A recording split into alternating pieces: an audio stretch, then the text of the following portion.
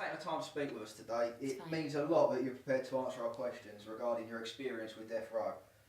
My name's Marvin, I'm going to be Nice to meet you, directing Marvin. you. As you know, we're here to make a film about capital punishment for our uni project. I know you've experienced a lot about this, but your views are invaluable. Please don't mind us. Do you want a drink or anything? No, I'm fine. Thank you very much, though, and don't worry about it. I get the drill. So, it's our understanding that you worked as a journalist and spent a lot of time covering prisoners in death row, in particular the inmate Brendan Fraser. Let me start with the most obvious question. Do you believe in the death penalty? You've gone straight for the deep one. Wow. Do I believe in the death penalty?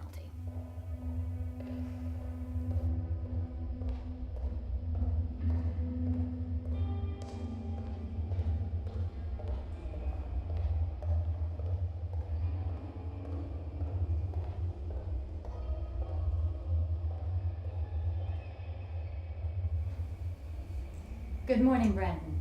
How are you? Oh, hey, it's you. Must be my lucky day, huh? I get the grace of your presence in an execution in the afternoon. So how am I feeling? How am I feeling? Good, I suppose. Considering the fact that I'm locked up in the shithole for 23 hours a day and with the inevitable execution hanging over me. But in answer to your question, yeah, I'm good. So what brings you here today then? You never fail to ask the same question. Hmm. I want you to tell us whatever's on your mind today, Brandon.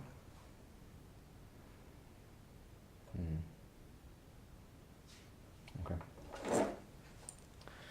The first thing that you feel when you get here is just like, it feels like you've fallen off the edge of the world. That's what it feels like when those iron doors close behind you. You know, my life is over, but yet somehow I'm still breathing. The only thing keeping count are those final little beats going down.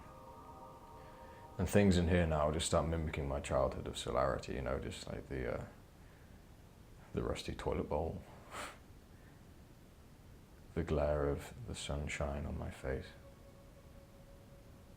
And I can feel it, you know, burning the little pale patches on my face. It's kind of like what I imagine it would be for a man who's buried alive, you know, breathing his last breath, and even though he knows they're going to be his last.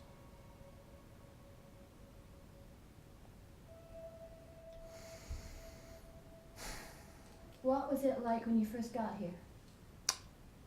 When I first got here, it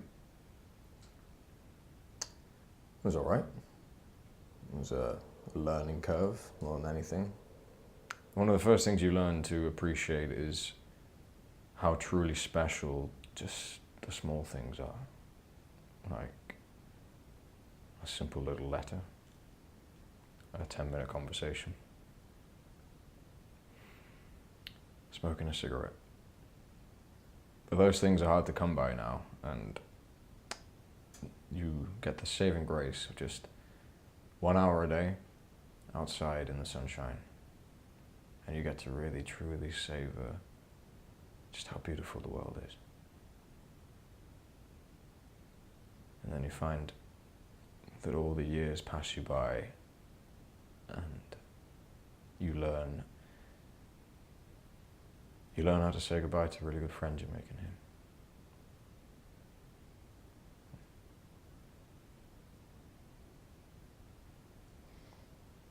Tell me about your childhood. Okay, well, I was born in London and moved to America when I was a young man. We were travellers. I spent a lot of time on the road, going from coast to coast. My mum met a new fella, and that's when a whole new life of adventure started for us. We settled down, bought a house, and things were great. Things changed when my mother realised that my stepfather was an alcoholic.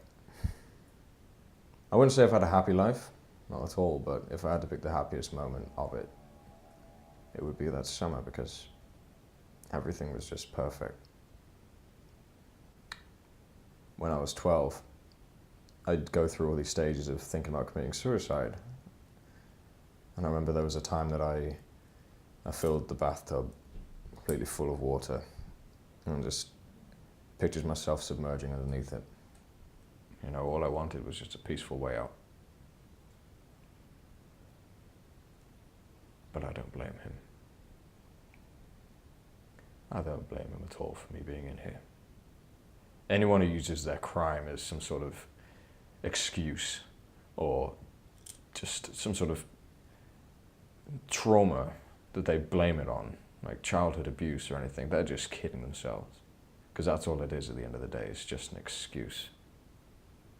There was one time that I came home from school and I could see that my mum had been weeping all day. And as soon as she saw me walk through the door, she started crying again, and then he stepped out. He'd just been waiting for me to come home, and he just hit her. And I just stood there in the doorway with my hand over my mouth, shaking, scared. It's a scared, stupid little boy. I think I even pissed my pants, you know. And he would beat my sister. He would rape my mother. And I did nothing to stop it.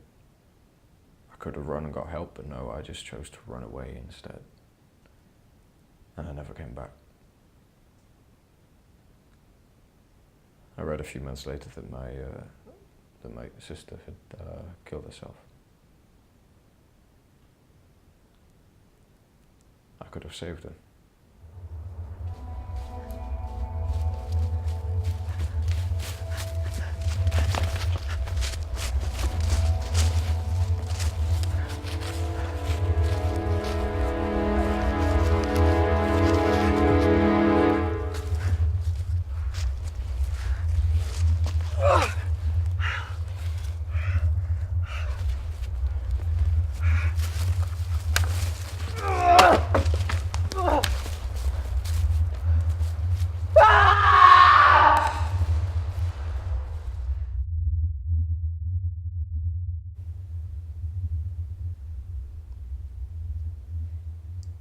What happened that night?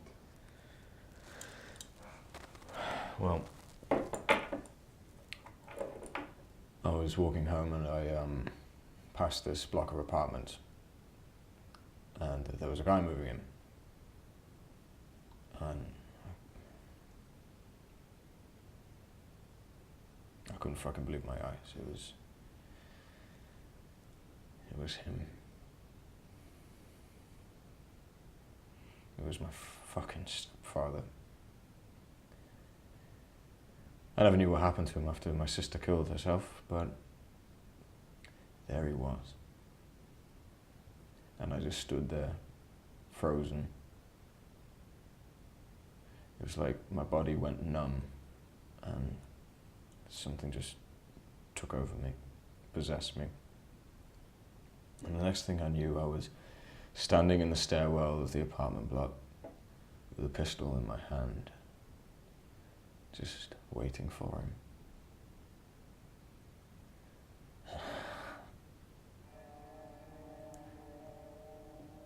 You should have seen his face when he saw me, when he came up that flight of stairs and he saw me.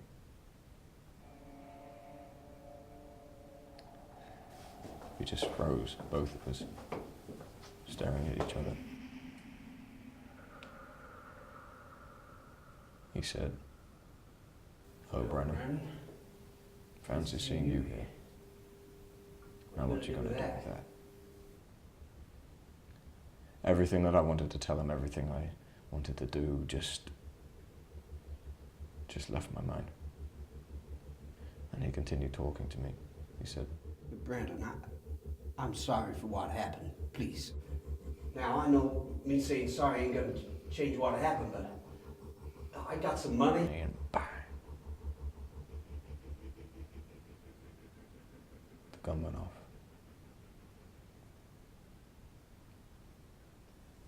I didn't hear it. I don't even remember pulling the trigger. It's like I wasn't even there. But then all of a sudden, I was a child again. And I was happy.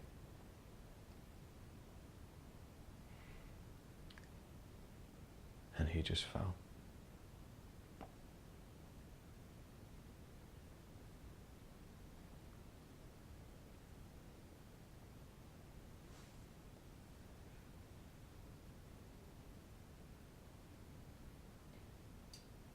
Do you still see your mum?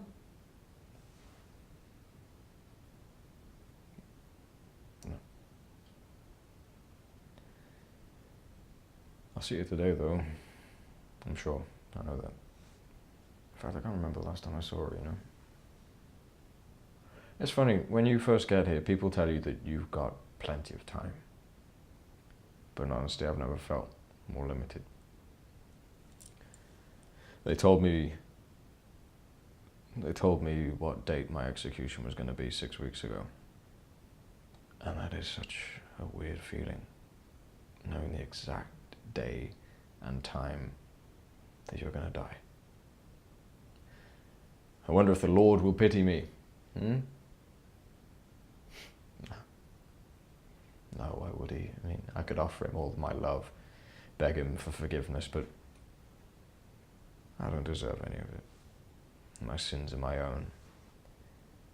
I just wish I never caused so much harm to my mum.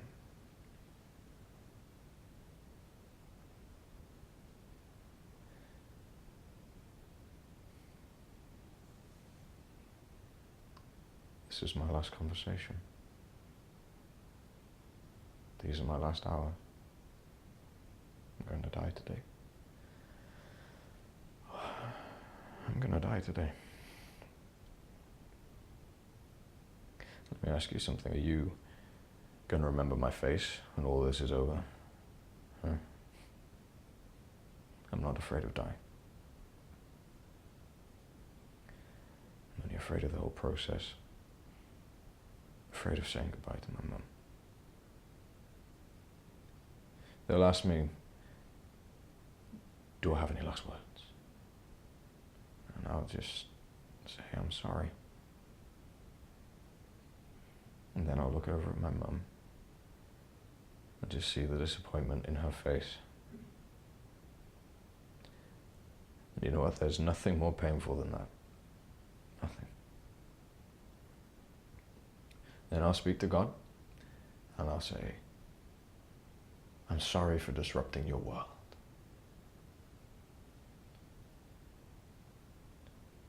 But I won't say I'm sorry to the society.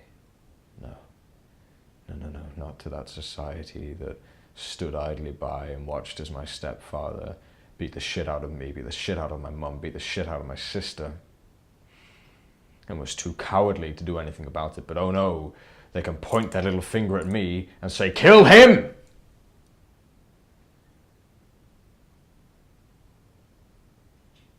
Tonight I'm going to be free again. I'm going to be that little child. And I'm going to live the way that happy families are meant to.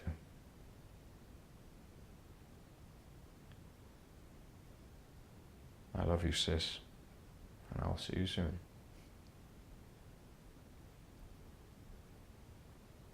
I love you, Mum. And I'm going to miss you so much.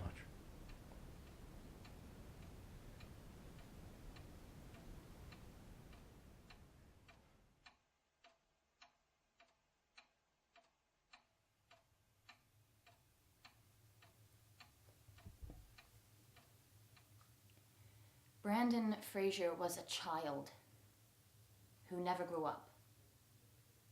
He ran away and was neglected his entire life. Yes, he took a life. But are we to accept that sometimes death is the only option for some people? Teenagers, that they are beyond any form of rehabilitation. Do you know what they put on the death certificate as cause of death if you're executed? Homicide. Murder is murder. And did you know that if you can't afford a lawyer, that the state will give you one afforded to them by parking tickets? Brandon's lawyer fell asleep during his trial, and the fight for a retrial is near impossible. Me, who wants to admit that they wrongly convicted a man and sentenced him to death by mistake. Brandon Fraser once said to me, he said, "I'm not asking to be released. I'm just asking for the chance to be rehabilitated." And that got me thinking. Brandon killed a man because he couldn't believe that his stepfather had changed. And yet here Brandon was asking to be rehabilitated. Can any of us be rehabilitated? I'll tell you one thing. If somebody took my child away from me, I would want revenge. I would want to see them dead. But if my child took a life, I would want justice, not vengeance. You ask me, do I believe in the death penalty? The death penalty is easy until it affects you. Do I believe in the death penalty? Do you?